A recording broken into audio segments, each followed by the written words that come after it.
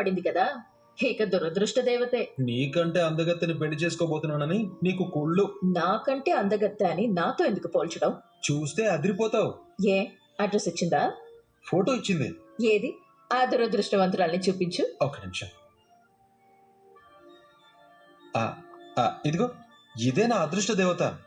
రే, ఇది నా ఫోటో కదరా? అర్రే, అంటే ఇందులో ఉన్నది నువ్వేనా? రే సూరజ్, నువ్వు సిగ్గుపడుతున్నప్పటికంటే ఇలా చిరాకులో ఉన్నప్పుడే భలే ముద్దొస్తావే. నీకు పోయే కాలం వచ్చిందిరా. బంగారం, ఎందుకు అరుస్తావు? ఆలోచించు. మనం అనుకోకుండానే కలిసాం, గొడవ పడ్డాం, ఇప్పుడు ఒకే చోట ఒకే మనిషి దగ్గర ఒకే ఆఫీస్లో వర్క్ చేస్తున్నాం. బ్రహ్మదేవుడు నీ పట్టు చీరని నా ఇస్త్రీ షర్ట్కి ముడేశాడే. ముడి షర్ట్కి కాదురా, మెడకి వెయ్యాలి. ఉక్కలాగు లాగితే చచ్చుకుంటా. నేను చచ్చిపోతే నిన్నెవడు ప్రేమిస్తాడు? నీకు దండం రా, నాకు నీలాంటి వాడు వద్దు. ఆడవాళ్ల మాటలకు అర్థాలే వేరులే అని మా గురువు గారు ఎప్పుడో పాట రూపంలో చెప్పారు. నువ్వు కూడా పాటలు పాడుతూ కూర్చో, నేను ఆఫీస్కి వెళ్తాను. లేదు లేదు లేదు, నేను ఎలా వదిలేస్తాను చెప్పు? స్కూటీ ఎక్కు, వెళ్ళిపోదాం. పోనీరా, నీ సంగతి మా తాతకు చెప్తాను. చెప్పడానికి ఈరోజు ఆయన ఆఫీస్కి వస్తేనే కదా. ఎందుకు రారా? నీ భావం తీసుకుని చైర్మన్ గారు ఏదో మీటింగ్కి వెళ్తానన్నారు. నాతో ఏం చెప్పలేదే. నువ్వేం సీఈఓ కాదు కదా అన్నీ నీతో చెప్పడానికి. సీఈఓ గారి డిఏవి. ఎవరెక్కడికి పోతే నాకెందుకులే, నువ్వు పోనీ. అది చాలా ఇంపార్టెంట్ మీటింగ్ అమ్మా. మేబీ మీటింగ్ అయిపోయిన తర్వాత వస్తారనుకుంటా. అన్నీ నీకెలా తెలుస్తాయిరా? నేను నీలా కాదు కదా, అన్నింటి మీద ఫోకస్ పెడతాను. పెట్టావులే గాని పోనీ. మా ఇంట్లో ఏం జరుగుతుందో నువ్వు చెప్తే తెలుసుకోవాల్సిన పరిస్థితి వచ్చింది. గౌరీ గారు, ఇప్పుడు ఈ మీటింగ్ ఎందుకు పెట్టారో తెలుసుకోవచ్చా? ముందుగా మీకు కొత్త వ్యక్తిని పరిచయం చేయాలి. ఈ మేడం గారి పేరు మాలిని, దక్షిణామూర్తి గారి కోడలు. ఈయన జ్యోత్స్నా రెస్టారెంట్కి చైర్మన్ శివనారాయణ గారు. నమస్కారం అండి. నమస్తే. నేను ఇంతకు ముందు మిమ్మల్ని ఎప్పుడు చూసినట్లేదు, కొత్తగా వచ్చారా? అవునండి, ఇంతకు ముందు మేము వేరే ఊళ్ళో ఉండేవాళ్ళం. ఫ్యామిలీ మొత్తం ఇక్కడికి వచ్చాం. ఇక్కడే ఇల్లు కొన్నాం, ఇక్కడే ఉంటున్నాం. ఇక మీదట ఇక్కడే ఉంటాం. ఇక్కడ మీ బంధువులు గాని తెలిసిన వాళ్ళు గాని ఉన్నారండి? ఉన్నారు. ఎవరండి? తాత పేరు చెప్తుందేమో. శివనారాయణ గారు.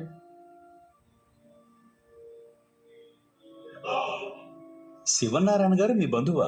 ఒక అసోసియేషన్ లో ఉన్న వాళ్ళంతా ఒక కుటుంబంగా ఉండాలి అంటారు కదా. మనమంతా ఈ సిటీలోనే టాప్ రెస్టారెంట్ యజమానులం కదా. ఈ రెస్టారెంట్ అసోసియేషన్ లో ఉన్న వాళ్ళంతా మా బంధువులే. చాలా బాగా చెప్పారు మేడం. ఏంటి చెప్పేది? మా పిన్ని ఊరికే కవర్ చేస్తుంది. మా తాత ఏమీ రియాక్ట్ అవ్వట్లేదు. సంతోషం. గౌరీప్రసాద్ గారు, పిలిపించింది ఎందుకు? అసలు విషయం చెప్పండి. మీకేవో అర్జెంట్ పనులు ఉన్నట్టున్నాయి. నాలాంటి వాళ్ళు ఖాళీగా ఎందుకుంటారు? తొందరగానే ముగిస్తాంలేండి. అదే, మిమ్మల్ని ఇక్కడి నుంచి తొందరగానే పంపిస్తానులేండి. దక్షిణామూర్తి గారు, మీరు చెప్తారా, నన్ను చెప్పమంటారా? మేం చెప్తేనే గౌరవంగా ఉంటుంది. ఎందుకంటే చాలా తక్కువ రోజుల్లోనే ఎక్కువ బ్రాంచ్లు ఓపెన్ చేసి జ్యోత్స్నా రెస్టారెంట్స్ తో డిఎం రెస్టారెంట్స్ కూడా మార్కెట్లో గట్టిగానే పోటీ పడుతున్నాయి. పోటీ ఎవరన్నది ముఖ్యం కాదండి, ఎవరు నంబర్ 1 అన్నదే ముఖ్యం. ఆ నంబర్ 1 ఎవరో తేల్చడానికే కదా ఈ పోటీ. ముందు విషయం ఏంటో చెప్పండి. మామూలుగా అయితే ఈ పోటీలో అన్ని రెస్టారెంట్స్ పోటీ పడాలి. ఈ సిటీలో బెస్ట్ షెఫ్లంతా నా రెస్టారెంట్లో ఉన్నారు. నాతో పోటీ పడి ఓడిపోవడం ఇష్టం లేక మిగిలిన వాళ్ళంతా డ్రాప్ అయ్యారు. అవునండి. ఇక మిగిలింది మీరొక్కరే. మేము మీతో పోటీ పడడానికి సిద్ధంగానే ఉన్నాం. మేము సిద్ధంగా లేవు. ఎందుకు శివనారాయణ గారు? న్యాయంగా అయితే పోటీ అందరితోనూ జరగాలి. ఎవరో పోటీ పడినప్పుడు ఈ పోటీ మాత్రం ఎందుకు? ఇది క్యాన్సిల్ చేయండి. మరప్పుడు బెస్ట్ రెస్టారెంట్ ఏదో ఎలా తెలుస్తుంది? దీంట్లో సందేహం ఏముంది? జ్యోత్స్నా రెస్టారెంట్ సిటీలో నంబర్ 1 రెస్టారెంట్. అని మీరనుకుంటే సరిపోతుందా? ఇది నా మాట కాదు, జనం మాట. పోటీ ఏదైనా గెలిచేది నేనే. మీరన్నది నిజమే. ప్రతిసారి పోటీల్లో మీరే గెలుస్తున్నారు. కానీ పోయినసారి ఓడిపోయారు కదా. ఓడిపోయింది మనవడి చేతిలోనే కదండి. నేను వ్యాపారం ఎలా చేయాలో నేర్చుకున్నదే మా తాత దగ్గర. నేను గెలిచానంటే ఆయన గెలిచినట్టే.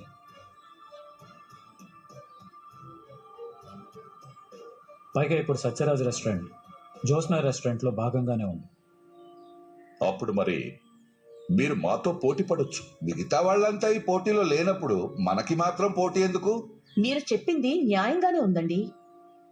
మిగతా వాళ్ళంతా డ్రాప్ అయ్యారు కాబట్టి నెంబర్ 1 రెస్టారెంట్ ఏది అన్న దాని గురించి పోటీ అనవసరం. కానీ బెస్ట్ వంటకం ఎవరిది అనే దాని మీద పోటీ అవసరం కదా. అర్థం కాలేదండి. బెస్ట్ రెస్టారెంట్ అనేసరికి చాలా విభాగాల్లో టెస్టులుంటాయి. దానికి 2 మాత్రమే పోటీ పడడం న్యాయం కాదు. ఎందుకంటే మా రెస్టారెంట్లో సర్వీస్ బాగుంటే మీ రెస్టారెంట్లో మెయింటెనెన్స్ బాగుండొచ్చు. మరి ఇంకేదైనా రెస్టారెంట్లో ఏదో ఒక వంటకం బాగుండొచ్చు. బెస్ట్ రెస్టారెంట్ ఏది అనే దానికంటే బెస్ట్ వంటకం ఎవరిది అనే దాని మీద పోటీ పడదాం. మీ అందరికీ ఓకే కదా?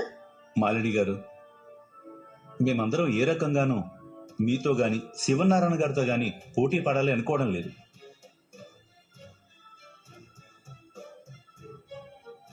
మేమంతా ఈ మాట చెప్పడానికే మిమ్మల్ని పిలిచాం.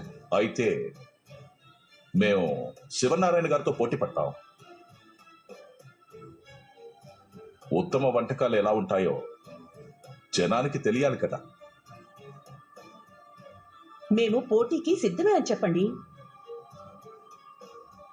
దానికి కావాల్సిన ఏర్పాట్లు చేద్దాం. శివనారాయణ గారు, నేను మాట్లాడేది మీతోనే. ఈ పోటీకి మీరు సిద్ధమే కదా?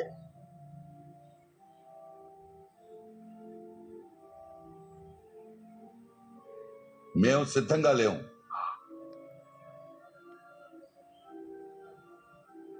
ఏ రెస్టారెంట్లో రుచికరమైన వంటకాలు ఉంటాయో జనాలకి తెలుసు. మరోసారి మేము ఎవరి ముందు ప్రూవ్ చేసుకోవాల్సిన అవసరం లేదు. అది కాదండి. నేను చెప్పాల్సింది పూర్తయింది. ఇక్కడున్న ఎవరికి ఏ సందేహాలు లేవనుకుంటున్నాను. ఉంటాను. కార్తీక్, పద.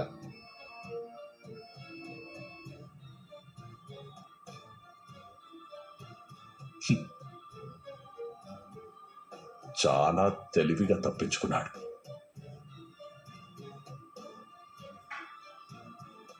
బాబాయిని పోటీలోకి ఎలా దింపాలో నాకు తెలుసు కదా మావయ్య గారు.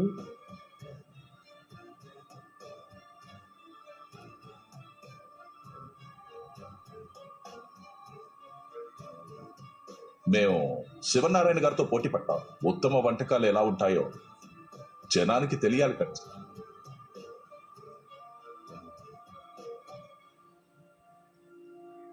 మనమే మార్కెట్లో నెంబర్ 1. అది ప్రూవ్ చేసుకోవడానికి ఎవరితోనో పోటీ పడాల్సిన అవసరం లేదు తాత. పైగా కొత్తగా స్టార్ట్ చేసిన డిఎం రెస్టారెంట్తో ఇన్నేళ్ల అనుభవం ఉన్న జ్యోత్స్నా రెస్టారెంట్ పోటీ పడ్డవంటే వాళ్ళు కోల్పోయేది లేదు, మనం ప్రూవ్ చేసుకునేది లేదు. సార్, నేను మాట్లాడొచ్చా?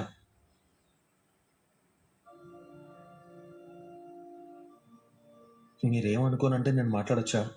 మాట్లాడు. జ్యోత్స్నా గారు అన్నది నిజం. ఈ పోటీలో ఓడిపోతే డిఎం రెస్టారెంట్ కోల్పోయేదేం లేదు.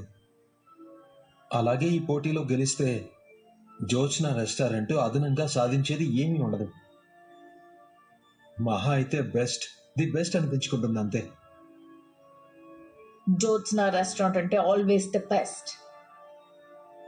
సో మనం ఎవరితోనూ పోటీ పడ్డం లేదు. పోటీ పడాలి.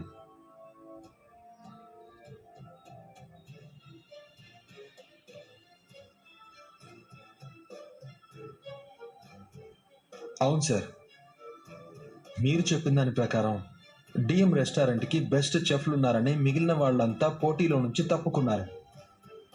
ఇప్పుడు మిగిలినవి రెండు రెస్టారెంట్స్. ఒకటి డిఎం రెస్టారెంట్, 2 జోష్నా రెస్టారెంట్. ఇప్పుడు పోటీ బెస్ట్ రెస్టారెంట్ ఏది అనే దాని గురించి కాదు, బెస్ట్ వంటలు, టేస్టీ వంటలు ఏ రెస్టారెంట్ అందిస్తుంది అనే దాని గురించి. ఆబ్వియస్లీ బెస్ట్ టేస్ట్ ఇచ్చే రెస్టారెంట్లు బెస్ట్ రెస్టారెంటే. అవునయ్యా, కాదని ఎవరన్నారు? ఇప్పుడు నువ్వేం చెప్పాలనుకుంటున్నావు? మనం పోటీ చేద్దాం సార్. వద్దని చెప్తున్నాను కదా. పోటీ పడాలి మేడం.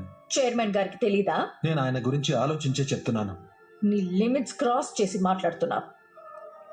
తనేదో చెప్పాలనుకుంటుంటే నువ్వెందుకు మాట్లాడుతున్నావు? చెప్పనివ్వు జోష్నా. ఏంటే చెప్పేది? ఇది మా ఫ్యామిలీ మ్యాటర్.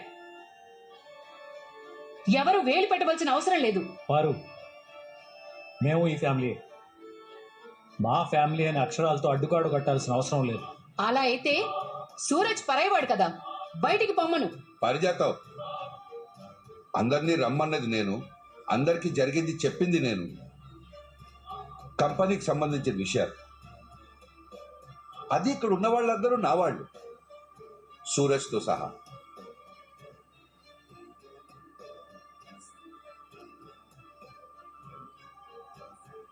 సూరజ్, నువ్వేం చెప్పాలనుకుంటున్నావో పూర్తిగా చెప్పు.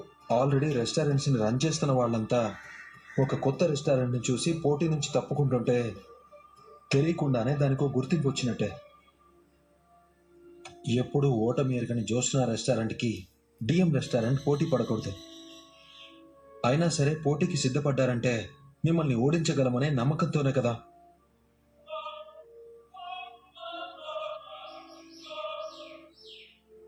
మీరిప్పుడు పోటీ చేయలేదు అంటే ఇది జనంలోకి ఎలా వెళ్తుంది?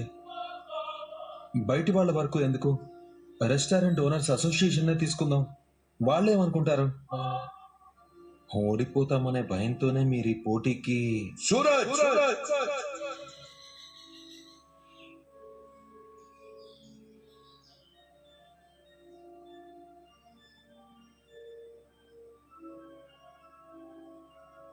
అంటే మీరు ఓడిపోతారని కాదు సార్. విన్నర్ అని ఎవరినంటారు? పోటీలో దిగి గెలిచిన వాళ్ళనే కదా. ఒకరి మీద ఎదురుగా నిలబడడానికి సిద్ధంగా ఉన్నప్పుడు మీరు పోటీలో నిలబడాల్సిందే. అలాంటి పోటీ మాకు అవసరం లేదని చెప్తున్నాను. సూరజ్ చెప్పింది నిజమే జోష్నా. ఏంటే నిజం? మనం డిఎం రెస్టారెంట్తో పోటీ పడదాం. నీకేమైనా మతిపోయిందా? నిలబడితే కదా మనల్ని మనం మరొకసారి నిరూపించుకోగలిగేది. అవును తాత, దక్షిణామూర్తి గారికి మనకి ఉన్న రిలేషన్ గురించి బోర్డు మెంబర్స్కి కానీ రెస్టారెంట్ ఓనర్స్ అసోసియేషన్ కానీ తెలియదు. ఇది కేవలం ఒక నెంబర్ 1 రెస్టారెంట్కి, ఒక కొత్త రెస్టారెంట్కి జరుగుతున్న పోటీగానే అందరూ చూస్తారు. మనం కూడా బిజినెస్ యాంగిల్లోనే ఆలోచించాలి. అయితే పోటీ పేరుతో మీ తాతని దక్షిణామూర్తిని కొట్టుకోమంటావు? ఇవి వంటల పోటీలు, కుస్తీ పోటీలు కాదు. వీళ్ళకి మాట మాట తేడా వచ్చిందంటే గరిటెలు కాదు కత్తులే పట్టుకుంటారు. కొన్ని మాటలతోనే కాదు, చేతలతో కూడా గెలవచ్చు పారు. అది మా తాతకి చేత కదంటావా? వాడు అదే చెప్తున్నాడే. మీరు అలా అర్థం చేసుకుంటున్నారు. నువ్వెందుకే నోరేసుకుని పడిపోతావు? ఎవరు పడిపోతున్నారో అర్థమవుతుందిలేండి. చూసారా చూసారా, నేను మీ భార్యనని కూడా చూడకుండా దీప ఎంత మాట అంటుందో. నువ్వంటే పడతారు మరి. అది నాకంటే చిన్నదే కదా, ఏదో పెద్దదాన్ని ఓ మాట అన్నానని అనుకోవచ్చు కదా. ఆ మాట మాత్రం మీరెందుకు అనాలి? నువ్వెందుకు మమ్మీ దీపక్ సపోర్ట్ చేస్తా? అందరూ నోళ్ళు వేసుకుని పడిపోయేవాళ్లే కాదు, న్యాయంగా మాట్లాడే వాళ్ళు కూడా ఉన్నారు ఇక్కడ. వదిలే బాబా. ఏంటి వదిలేసేది? అర్థం లేకుండా మాట్లాడుతుంది మీరు, పైగా సమర్థించుకుంటున్నారు. ఎవరు సమర్థించుకునేది, నువ్వా మేమా? ఆ డిఎం రెస్టారెంట్ తో పోటీ వద్దనే కదా తాత సైలెంట్ గా ఉంది. సూరజ్ ఎందుకు పోటీ పడదామంటాడు? దానికి ఎందుకు దీప సపోర్ట్ చేస్తుంది? ఇదంతా వెనకుండి నువ్వు అనిపిస్తున్న మాటలే అని నాకు తెలుసు బాబా. ఈ మాట అనేవాడిని అయితే తాతకు అక్కడే చెప్పేవాడిని. ఎక్కడ చెప్పినా ఎవరు చెప్పినా డిఎం రెస్టారెంట్ తో పోటీ పడడం నాకు ఇష్టం లేదు బాబా. మా తాత ఎవరెస్ట్, ఎవరి ముందు తల వంచడు.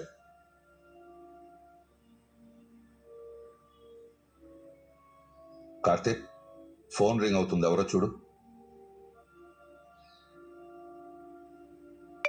కొత్త నంబర్ తాత.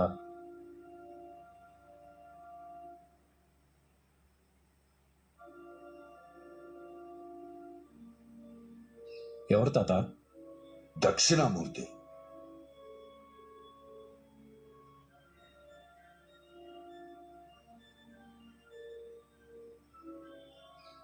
కాంపిటీషన్ గురించి అడగడానికి అయి ఉంటుంది. కాల్ కట్ చేయి బావా. అవసరం లేదు, లిఫ్ట్ చేసి స్పీకర్ ఆన్ చేయి.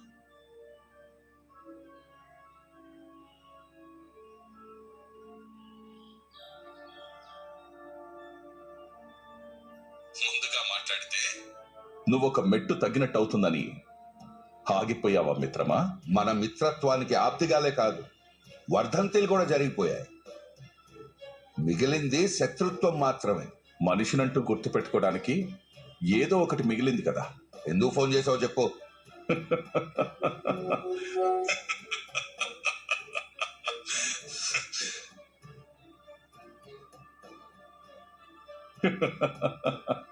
ఎందుకు నవ్వుతున్నావు? భయపడ్డావు శివనారాయణ. దక్షిణామూర్తిని చూసి మొట్టమొదటిసారి శివనారాయణ భయపడ్డాడు. ఏ దక్షిణామూర్తి, ఎవర్రా భయపడేది? ఈ రోజు నీ కళ్ళల్లో బెరుకు చూశాను, నీ ఒంట్లో భయం చూశాను. నువ్వు జీవితంలో మొదటిసారి భయపడ్డావు. రే దక్షిణామూర్తి, గాయపట్ట సింహాన్ని చూసి నక్క తొడగొట్టకూడదు. ఓర్పు నశించి పంజా విసిరిందో తొడే కాదు మెడ కూడా తగ్గిపోతుంది. విసురు. నువ్వు విసిరే పంజా కోసమే నేను ఎదురు చూస్తున్నాను. నువ్వు గాయపడ్డ సింహానివి కాదు, భయపడ్డ సింహానివి. దక్షిణామూర్తి, అరవకు. నీలో అంత దమ్ముంటే పోటీకి రా.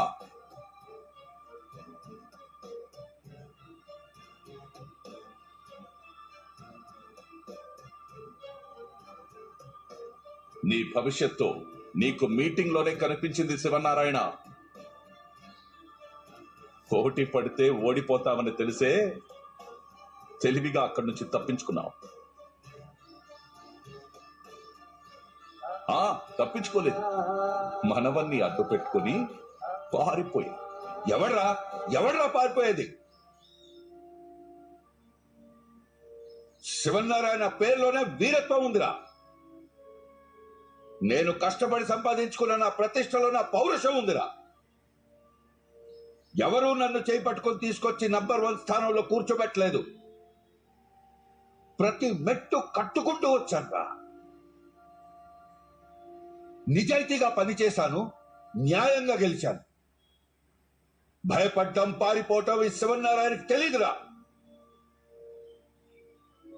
నాకున్న బ్రాంచుల్లో ఏ బ్రాంచ్కైనా వెళ్ళు, శత్రువును చూసి శివనారాయణ భయపడ్డం మీరు ఎప్పుడైనా చూసారా అని అడుగు. శివనారాయణ భయపడ్డాడని ఒక్కడు చెప్పినా బస్తీమే సవాల్. నా తల తీసి నీ కాళ్ళ దగ్గర పెడతాను. మాట్లాడుతున్నది ఫోన్లో కదా, ఎన్నైనా చెప్తావులే. ఏ దక్షిణామూర్తి, ఫోన్లో కాదురా, నీ ఇంటికి వచ్చి కూడా నేను ఇలాగే మాట్లాడతాను. నీకోసం నా ఇంటి తలుపులు ఎప్పుడూ తెరిచే ఉంటాయి. నీ నీడే నా ఇంట్లో పడకూడదు అనుకున్నప్పుడు నా నీడ నీ ఇంట్లో పడాలని ఎలా అనుకుంటావురా? అనుకోనివి జరగడమే జీవితం శివనారాయణ. ఇది మాత్రం ఎప్పటికీ జరగదు. రాకూడదని నువ్వు బలంగా కోరుకో, రావాలని నేను బలంగా కోరుకుంటాను. ఎవరి కోరిక బలమైందో కాలమే నిర్ణయిస్తుంది. కోరుకోవాలంటే నేను నిన్ను తలుచుకోవాలిరా. అది కూడా నాకు ఇష్టం లేదు. మాతో పోటీ పడితే నువ్వు ఓడిపోతావని నీకు తెలుసు మిత్రమా.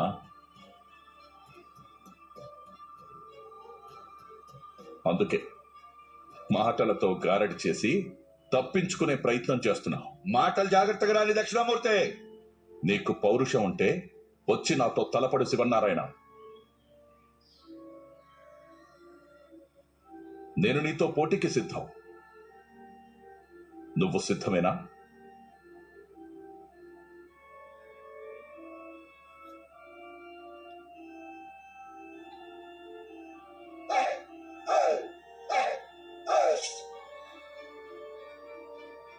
నీ మీద గెలిచే దమ్ము నాకుంది.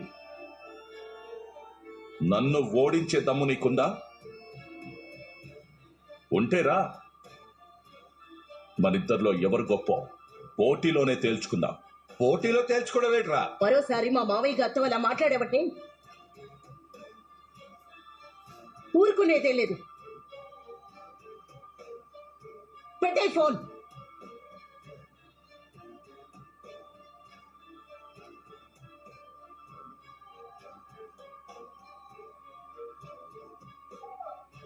దక్షిణామూర్తి మిమ్మల్ని రెచ్చగొడుతున్నాడు. మీరు పోటీకి వెళ్ళకండి. వెళ్ళాలి. నా మెట్టినింటి పౌరుషమేంటో ఆ ఇంటి మనుషులకు తెలియాలి. మావయ్య గారు, ఈ పోటీలో మనం పాల్గొంటున్నాం.